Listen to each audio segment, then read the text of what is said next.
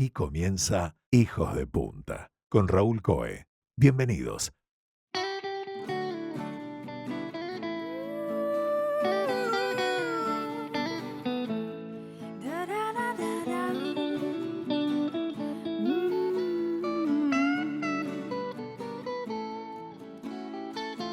Hoy, en Hijos de Punta, tenemos el privilegio de conversar con un referente de la arquitectura y el urbanismo en América Latina, el arquitecto argentino Daniel Becker.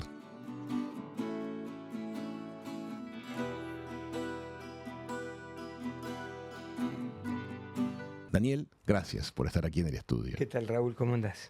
Daniel se formó en la Facultad de Arquitectura de Buenos Aires, hizo su maestría en arquitectura en la Universidad de Harvard, también sería docente invitado en Harvard, es docente, es jurado en numerosos concursos, ha sido varias veces premiado por proyectos de gran escala arquitectónica y urbanística, que es un tema que nos interesa especialmente conversar con él.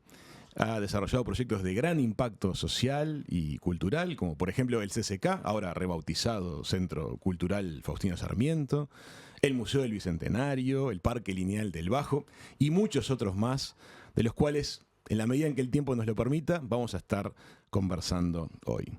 Daniel, gracias una vez más. No, muchísimas gracias. Para mí es un placer siempre venir, cruzar el charco, estar en Uruguay. Yo aterrizo acá y me bajan como las revoluciones y uno tiene una especie de sintonía con uno mismo que es tan placentera que quiero volver a hacerlo las veces que pueda. Les cuento que además estamos grabando esta entrevista bajo una lluvia torrencial en Punta del Este que nos da también más ganas de conversar sobre arquitectura y sobre creación. Viendo tu camino proyectual de tantos años, predomina, corregime si me equivoco, una línea proyectual contemporánea, de líneas puras, de ángulos rectos, tremendamente elegante. A veces estamos viendo la anteposición, el cruce, el conflicto, tal vez, entre esas arquitecturas racionalistas provenientes del movimiento moderno y luego la vida cotidiana de la gente dentro de esas casas, que a veces están cargadas de objetos que de pronto no son obras de arte, que son recuerdos de un viaje, que son un trofeo deportivo y que a veces pareciera que no terminan de conectar. ¿Cómo ves ese equilibrio o desequilibrio entre la arquitectura contemporánea y las necesidades, llamémosle, emocionales de quienes habitan esas cáscaras? Me encanta la pregunta porque tal vez soy un buen ejemplo de una persona que ama los objetos y que ama las historias detrás de los objetos y que los que me conocen y conocen mi casa saben que no soy purista. Sí trato de que haya una cierta austeridad para que haya ciertos contrastes, pero me encantan los objetos porque los objetos significan una historia por detrás. Significan o una inteligencia propia del objeto o una relación con alguna historia familiar o algo. Siempre hay una historia. Y esas pequeñas historias que hablan de las individualidades de las personas son los que le terminan de construir una especie de riqueza interesante, más allá de pretender de que todo sea absoluto. Me parece que en mi perspectiva del mundo hay ciertas cosas que son absolutas o podrían ser absolutas o pertinentes al espíritu del tiempo en que vivimos. Entiendo que la reproducción mecánica se llegó hasta el día del presente, que hay una necesidad de austeridad en el exterior y yo adhiero un poco a todo eso, pero ahora en los interiores hay ciertas situaciones que tienen que ver con la vida cotidiana doméstica que es tan valiosa como la vida, si se quiere, social del espacio público. Creo que las fachadas de los edificios es la cara que se presenta al espacio público y en ese sentido adhiere una cierta homogeneidad que en algunas ciudades se da y en otras no. También hay ciudades que son muy heterogéneas y que también son interesantes, dependiendo de cada una de las heterogeneidades que se planteen. Yo en general no tiendo a ser absoluto, tiendo a relativizar las cuestiones en base a que esa relativización tiene que ver con la cultura de la sociedad. Hay sociedades que son muy voluptuosas o que tienen muchísimo dinero para tratar de ser cada uno diferente, y a mí por lo menos desde nuestra sociedad latinoamericana, de las leyes de India, del espacio público como el corredor y las plazas, me parece que cierto tono de austeridad, que no es pobreza, que no tiene que ver con una culpa protestante, si se quiere, sino por una especie de respeto al entorno. A mí me gusta decir que la ciudad está primero antes de que uno llega, entonces en ese sentido está bueno ser contemplativo con lo que pasa con los vecinos, pero después adentro, de acuerdo a lo que es la cosmovisión de cada una de las personas, tiene sus propias perspectivas, sus propias historias, contradicciones que también hay que respetarlas. Yo creo que cuando uno diseña una casa, es tanto un problema arquitectónico como psicológico, ¿no? Y eso hay que lidiar, ¿no? Y disfrutarlo. Y disfrutarlo también, claro que sí. Me lleva lo que acabas de responderme a una reflexión que creo que puede ser rica. Hace unos años atrás enfrentabas el proyecto del CCK, el proyecto de lo que había sido el magnífico edificio de Correos argentino, un edificio de escala monumental, neoclásico, con un trabajo de oficios absolutamente deslumbrante, tanto en interiores como en exteriores, y había que reformularlo como centro cultural. Te quiero preguntar, como proyectista, cuando uno aborda un proyecto de esa escala y de esa calidad constructiva, es muy difícil dar golpes de lápiz, ¿no? Porque una decisión que uno toma en el proyecto va a estar de pronto descartando varias maravillas que van a quedar por el camino para que entren maravillas nuevas.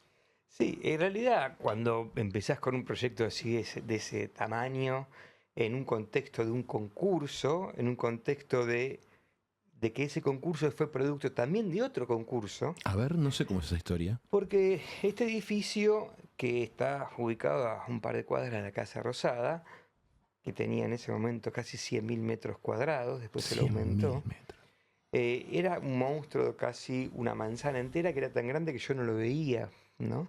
Porque pasabas por el lado, un edificio más bien cerrado, y la pregunta que se hizo la sociedad a través de la ciudad es, bueno, ¿qué hacemos con este edificio?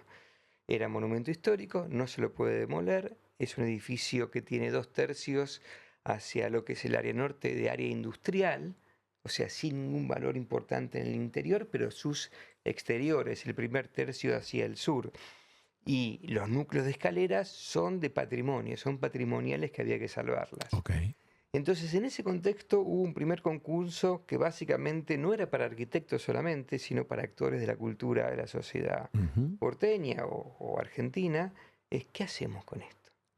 Y en ese momento, en Buenos Aires, comparando por ejemplo con Francia, en Francia había 30 salas sinfónicas y en Buenos Aires no había ninguna.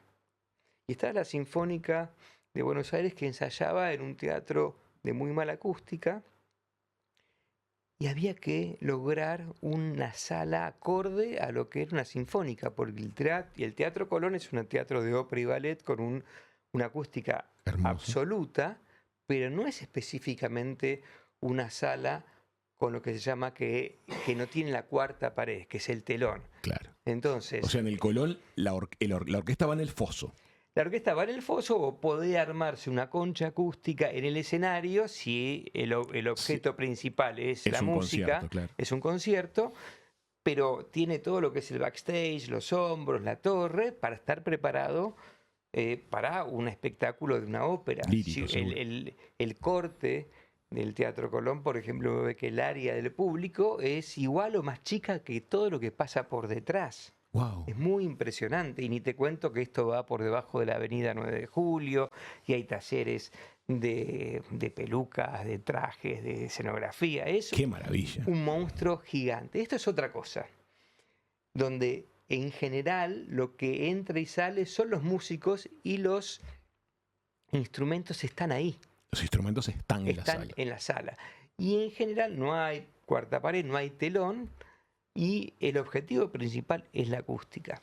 Así que de ese primer concurso surge este tema, se construye la necesidad. Se necesitaba una sala para la Orquesta Nacional. Y con esa sala implicaba otra sala más de cámara para 600 personas, y después con todo lo que implicaba una sala, que son salas de ensayo, camarines, depósitos, etc.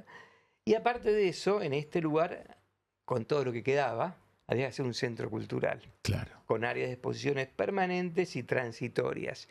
Había una cierta contradicción porque los centros culturales no tienen salas de exposiciones permanentes porque no tienen colección permanente. Claro, no son museos. No son museos. Los museos tienen, pero había una pretensión de que pase a ser un museo y empezar a tener obra propia donde se pueda mostrar. Ajá. Bueno, y de ese programa surge este segundo concurso con ciertos volúmenes acústicos necesarios que en un principio para lo que era la sala sinfónica de 2.000 personas eran 8 metros cúbicos por persona, después durante el proceso se infló a 10 metros cúbicos. Así se calcula. Claro, porque el tema del volumen acústico es clave. Hoy ya te están pidiendo 11 metros cúbicos por persona. Mira. O sea, para 2.000 personas estamos más o menos calculando un volumen de 20.000 metros cúbicos de aire, obviamente sin columnas, con paredes de hormigón por cuestiones acústicas. Todo el tema de lo acústico ya es un capítulo fabuloso, que es la dimensión no visual de la arquitectura, que no Absolutamente. estamos acostumbrados a esta dimensión no visual. Siempre los arquitectos nos ejercitamos con la vista, pero desde la cuestión de la sustentabilidad y la cuestión de lo acústico empezó a haber una dimensión no visual, que me parece que es súper importante. Así que había que hacer ese gran volumen en el cual de golpe 2.000 personas entran en 15 minutos. A diferencia de un centro cultural, que puede haber 5.000 personas al mismo tiempo en ese centro cultural, pero van entrando de a cuotas. Comprendo. Es un flujo. Es un flujo, En este caso son muchedumbres. es muchedumbres, en poco tiempo, todos apurados porque empieza la función. Claro. Entonces había que pensar, y lo mismo para la sala de cámaras, lo mismo volumen para 600 personas. Entonces lo que primero pensamos era, primero tiene que estar cerca del acceso. No puedo permitirme que una persona entre a las 8 menos 5, cuando la función es a las 8 y tiene que recorrer todo el edificio.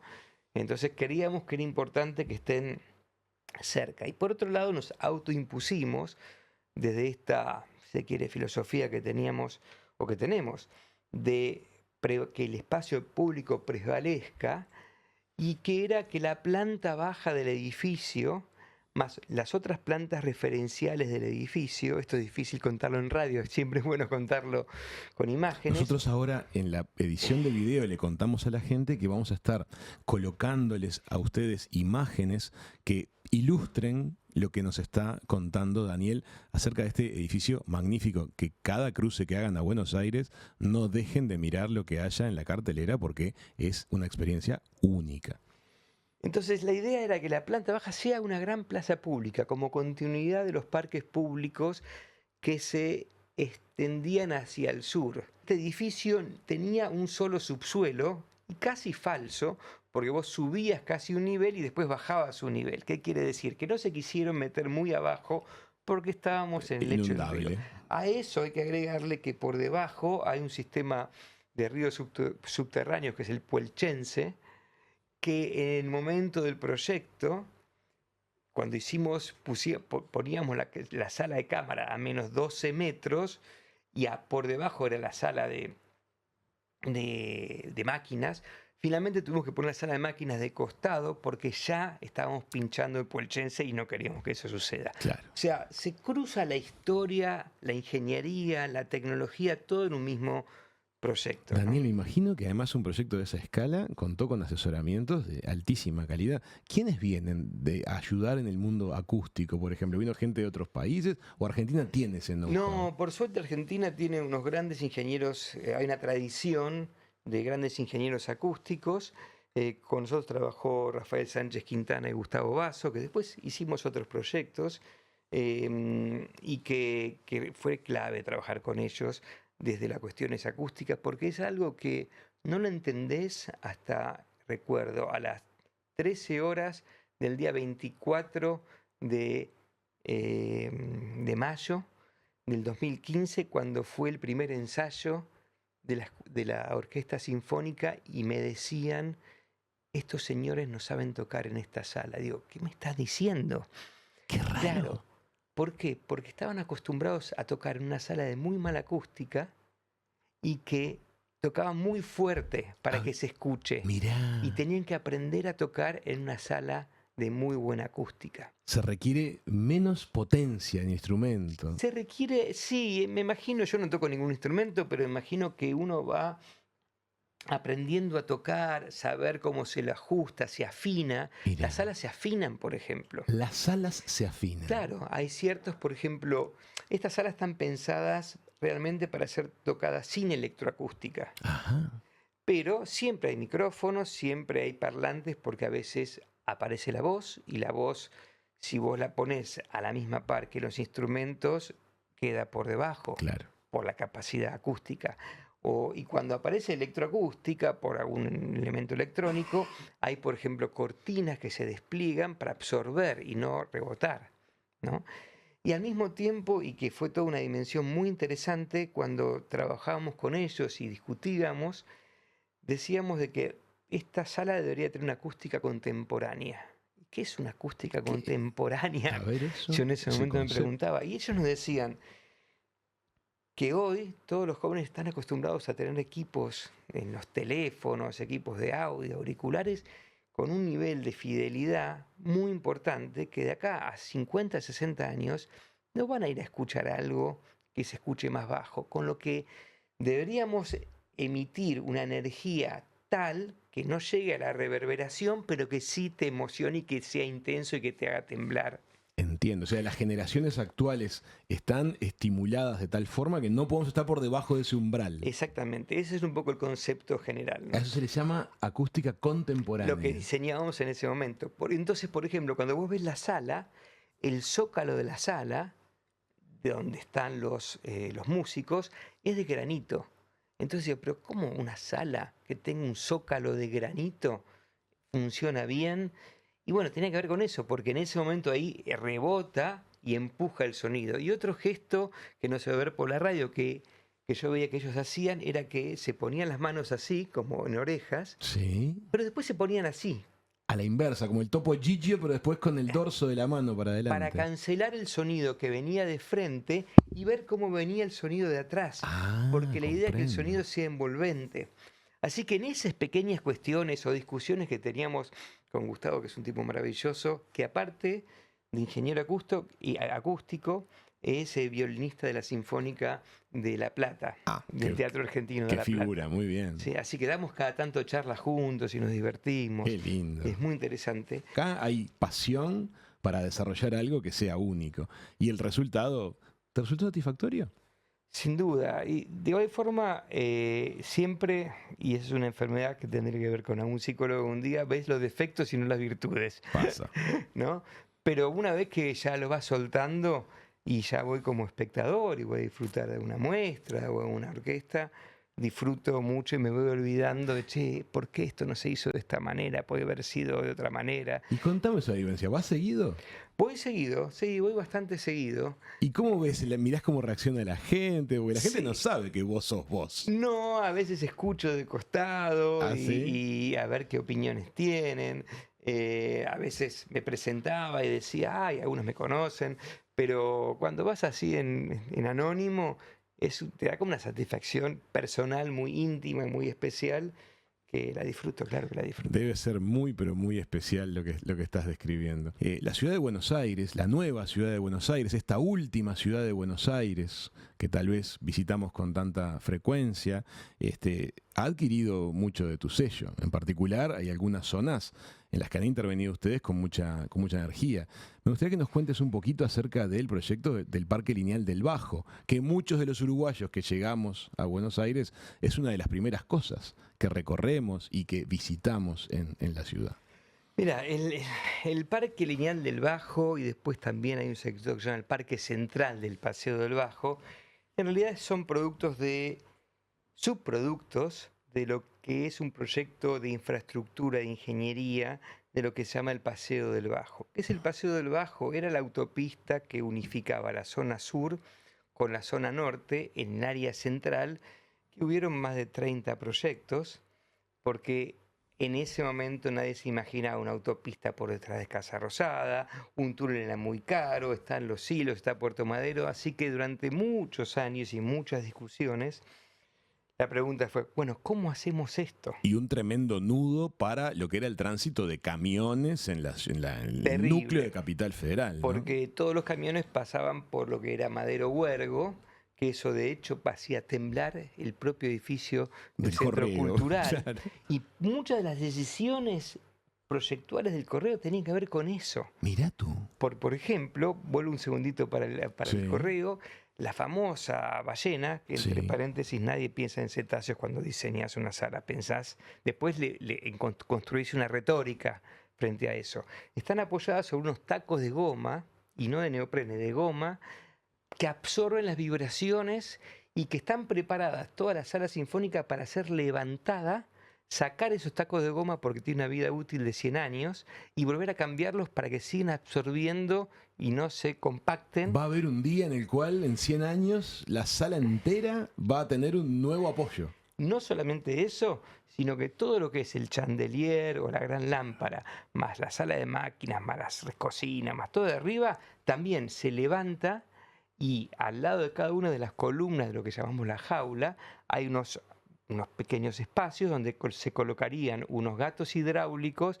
que levantarían todo eso, se cambian unos tacos de 2,5 centímetros y se vuelven a colocar, todo eso para que absorba Las vibraciones. porque vos no querés estar en una sala o en una sala de exposiciones que está colgando y que por ende tiende a moverse un poco más con ciertas vibraciones. Claro. Entonces, todo eso está como muy ligado. Estos 3 proyectos que yo planteo en la charla del martes están en la misma zona, están como ligados. Y si bien fueron como a destiempo, el primer concurso fue del Centro Cultural del Bicentenario, que después se llamó Centro Cultural Kirchner y ahora Centro Cultural Domingo Faustino Sarmiento. En realidad, ese primer concurso era concurso del edificio y de todo el área. Ajá. Ese área no se hizo y después de varios años se llamó a un segundo concurso para todo ese área cuando ya se había definido lo que era la traza del paseo de la autopista del Bajo, donde el tema principal era nuestra constante falta de conexión con el río, Ujú. ¿no? Montevideo tiene una relación con el Muy río directa. muy directa y acá cada vez que construimos algo en el agua nos alejamos del Aparece una río. barrera nueva. Entonces siempre hay como un trauma, una necesidad de acercarnos al río y el peligro de que ese paseo del Bajo sea un límite. Así que en ese otro concurso participamos y tuvimos también la suerte de ganarlo. Entonces, a partir de esa situación, se hicieron estos 2 parques, que era todo un área que estaba detrás de Casa Rosada y un parque lineal que era paralelo de 3 kilómetros a lo que era lo que se llama el Paseo del Bajo, que en realidad es una autopista que está bajo tierra en trinchera con una serie de cruces. Siempre tratando de relacionarnos ya con el río, que está un poco más lejos, pero por Sí, lo menos invitar a la gente de la ciudad a llegar a la costa, ¿no? Que esa presencia de autopista no fuera una barrera infranqueable. Exactamente, y aparte en ese punto, como es el área fundacional de Buenos Aires, como todo fundador, donde va a colocar su fuerte, que después en ese lugar está la Casa Rosada, se colocó en una loma, o sea que hay una diferencia de altura entre lo que es la posición de la actual Casa Rosada y lo que es Puerto Madero, que está más abajo. Ujú. Y esos 5 o 6 metros de diferencia es donde después, en el proyecto de los parques centrales del Paseo del Bajo, hicimos esta gran escalinata reconstruyendo el eje histórico, ¿no?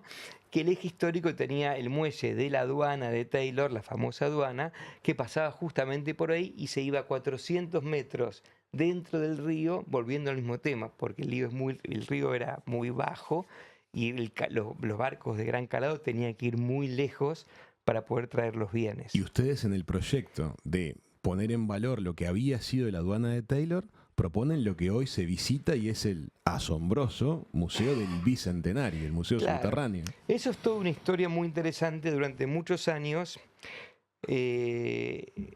estuvo enterrado. Todo lo que se llamó el patio de maniobra de la aduana de Taylor estuvo bajo tierra. En la época de Alfonsín se lo descubrió, se lo consolidó, pero quedó Quedó a cielo abierto. a cielo abierto y con ningún tipo de proyecto. Y nos piden es hacer el museo de la propia Casa Rosada en ese lugar y tener un gran salón de usos múltiples con un área de exposiciones transitorias y un área de exposiciones permanentes para lo que era el museo propio de la historia de la Casa Rosada, que en ese momento funcionaba dentro de la propia Casa Rosada. Ajá. Entonces, frente a ese pedido y porque habíamos ganado todo el área del concurso, si bien el primer concurso era el proyecto del Centro Cultural, más todos los parques, no, y aparte porque había todo un tema que tenía que ver con patologías, con cuestiones que tal vez no son fáciles meterlas dentro de un contexto de un concurso proyectual, nos encargan eso para poder hacer el Museo de la Casa Rosada. Que el elemento principal para mantener son los restos de la fachada de la aduana de Taylor. Sí, todos esos pórticos, el ladrillo, que cuando los vean en vivo o los vean en las imágenes que les vamos a mostrar, les van a sorprender la escala que tienen y además son centenarios, ¿verdad? Son centenarios y también en ese momento había como cierto desprecio de la historia, entonces se los demolieron y todos los escombros están ahí abajo. Entonces en el 2018 con el arqueólogo Daniel Shavelson hicimos unas excavaciones y encontramos los restos de la otra parte del semicírculo de 100 metros de diámetro con las bases de la aduana de Taylor, que era un edificio semicircular que soportaba mucho peso porque recibía todos los bienes que venían a Argentina o que se llevaban al exterior. Y con eso un montón de piezas, en unos pocos metros cuadrados encontramos piezas de todo tipo. Que eran parte de la vida diaria de las personas que trabajaron en esas actividades. Sí, y aparte como no había conciencia de lo arqueológico, los lugares de basura o rellenos son lugares de arqueología para los arqueólogos fabulosos, porque ahí se rescatan historias, losas, e inclusive se encontraron piedras prehispánicas, ¿no? de los locales, de los habitantes locales, que es todo un lugar que seguramente en algún momento se van a volver a rescatar, y la propuesta que habíamos hecho, que durante varios gobiernos nos llamaron con las ganas de volver a retomar este proyecto, pero evidentemente la cuestión económica. Pero ustedes además crean esas especies de vitrales en el piso, pisos vidriados, que permiten que el visitante aprecie la excavación arqueológica, iluminada. Claro, ¿por qué? Porque ese muelle que iba a 400 metros al río había que llevar en un principio, unos sistemas de poleas con unos bueyes que movían los bienes desde 400 metros. Después se armó unos pequeños trenes a vapor que iban 400 metros y volvían para ir trayendo los bienes que estaban muy lejos. Las primeras playas de contenedores antes de que fueran contenedores, eran cargas lo que había que mover. Exactamente.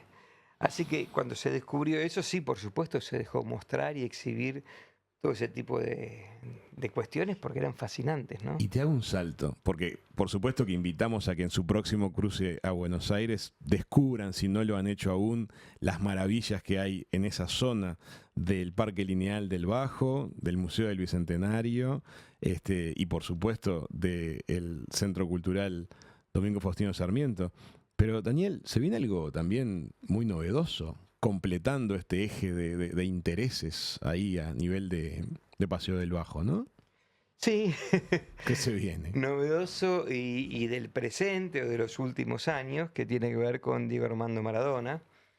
Es todo un tema, todo el mundo Maradona, todo el mundo entiende y sabe que es un mundo complejo, fascinante, pero también inevitable. Es una figura de un peso muy especial en Argentina. Te puede gustar, no te puede gustar su personalidad, pero lo que no hay duda es que fue no solamente un ídolo, creo que superó el estado de ídolo para ser alguien que fue idolatrado por todo lo que significó en el siglo pasado. El fútbol, Maradona, la persona tal vez más conocida argentina, inclusive superando al Papa en ese momento, ¿sí? Y que falleció en un contexto de pandemia, con todo lo que sucedió en ese fallecimiento, bueno, su decadencia, etcétera, en el cual creo que tanto la Fundación Diego Armando Maradona, que está compuesto por los hijos e hijas, como el Estado dijo, bueno, Maradona merece un lugar razonable donde pueda descansar en paz él y también los que están alrededor, porque en el momento, en la actualidad está en Bellavista, donde no pueden descansar la gente que está alrededor. Entiendo, es un problema para los vecinos. Claro, y la verdad no quieren saber más nada porque no es bueno tener Maradona, sino porque genera un tema Es complejo. una distorsión en el barrio. Exacto, entonces se decidió con la Corporación Puerto Madero darle un lugar debajo de esa gran escalinata que habíamos proyectado durante el Paseo del Bajo, para que puedan descansar sus restos ahí. Aquí en nuestra ciudad, en particular en Punta del Este, estamos atravesando años en los cuales se han desarrollado como dos fuerzas contrapuestas. Por un lado, muchísimo empuje, muchísima voluntad de desarrollo a nivel residencial, a nivel edilicio, y también una especie de reacción a ello con una tendencia a anteponer argumentos de tipo de sostenibilidad y ecología para frenar a veces todo. Entonces nos está costando tal vez encontrar los puntos de equilibrio. ¿Cómo ves, con tu experiencia y tu experiencia incluso internacional, estas dinámicas, estos choques entre la pujanza del desarrollo y la reacción que provoca en una parte de la opinión pública? Bueno, es el tema que nos convoca, si querés, a todo el mundo. ¿Cuáles son los puntos de razonabilidad, de equilibrio, de no parar los desarrollos? Porque me parece que es importantísimo no parar el desarrollo, no sacralizar las ciudades. No estamos en Europa donde las ciudades ya están consolidadas y nadie va a pensar en colocar una torre en Venecia. No, ya está, eso ya es un monumento. Acá no, acá siguen vivas, hace falta desarrollo, no podemos parar el desarrollo y al mismo tiempo no podemos destruir todo lo bueno como se hizo. Si uno ve, hay una serie de libros que cuentan todo lo que se demolió en Buenos Aires y te querés morir.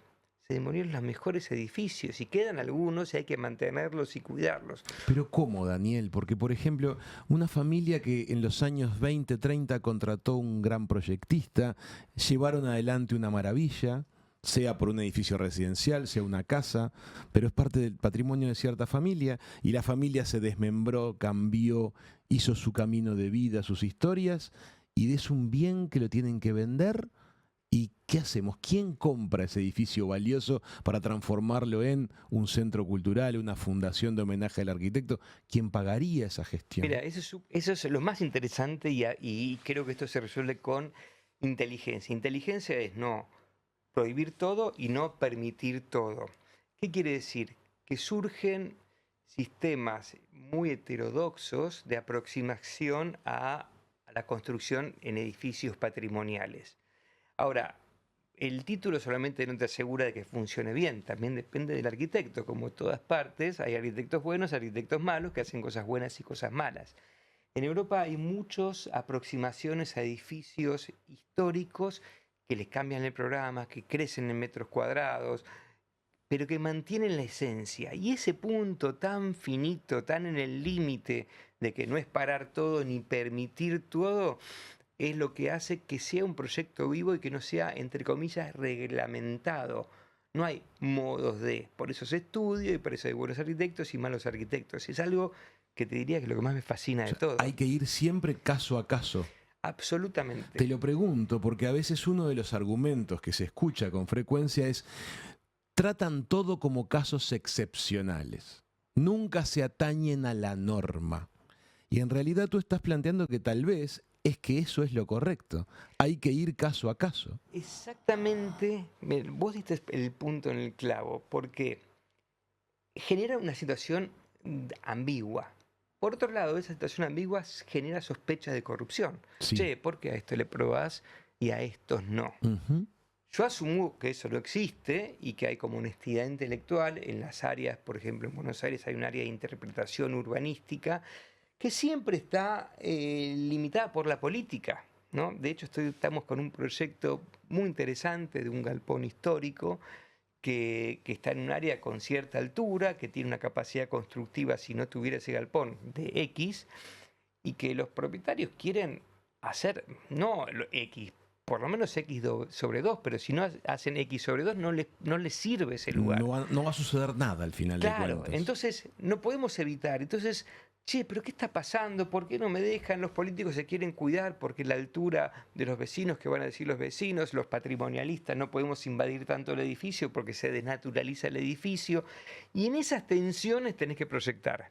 Y yo creo, aunque me pueda equivocar, de que hay márgenes para proyectar crecimiento manteniendo la esencia del edificio. Para mí ese es el punto más apasionante que de alguna forma se dio con el centro cultural.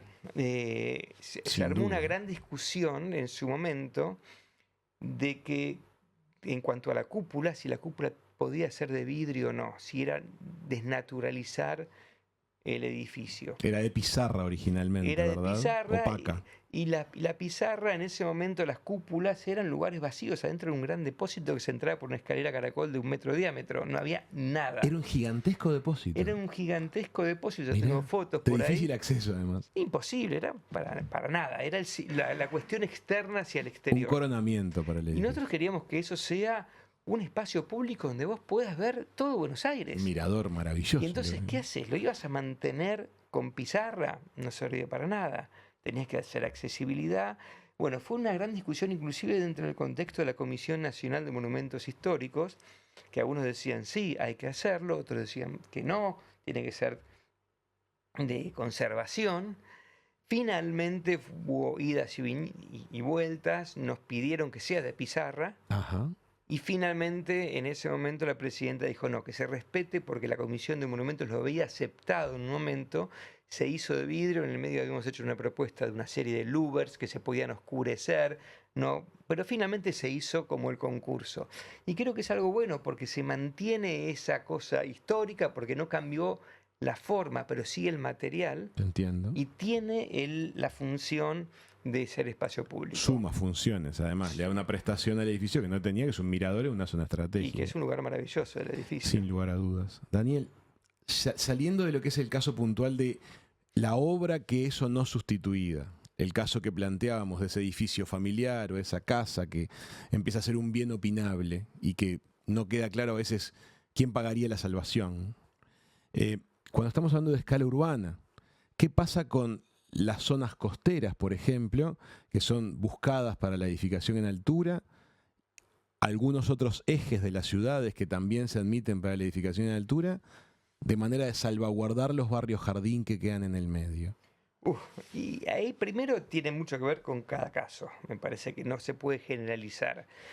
En Argentina, Mar del Plata es un caso, Miramar es otro caso, que es como la pequeña Mar del Plata, donde se construyeron edificios muy, muy altos en una costa que es relativamente una playa chica y que a las 3 de la tarde, 4 de la tarde hay sombra en toda la playa.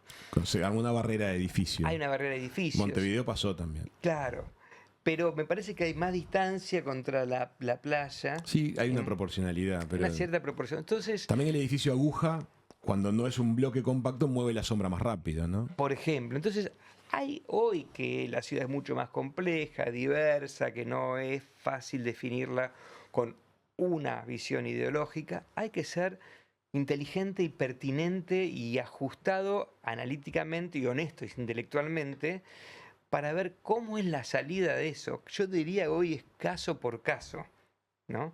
Que debería haber después, por supuesto, gente inmaculada, que no sea sospechada de ningún tipo de cuestión de corrupción, que honestamente pueden decir, mira, me parece que este es el mejor caso para la situación, porque tampoco se puede impedir el desarrollo. Me quiero quedar con ese concepto. Te quiero agradecer muchísimo este rato que compartiste con nosotros, tu mirada, tus experiencias y especialmente tu honestidad intelectual para plantear todos estos temas con el corazón abierto, y siempre se notan en vos las buenas intenciones de proyecto, y eso es muy lindo. Bueno, ponerlo sobre yo la mesa. agradezco mucho poder hablar acá en este lado del charco, como decimos, porque siempre es Buenos Aires sin anabólicos y el tono te permite poder explayarte mucho más relajadamente, más pensando lo que uno dice sin estar pensando qué dirán, qué no dirán, que si sos tal, que si no sos tal, y entonces vos hiciste. Nada, simplemente con la honestidad intelectual, que es lo que pretendo tener. Muchas gracias. Amigas, amigos, el arquitecto Daniel Becker pasó por la mesa de Hijos de Punta.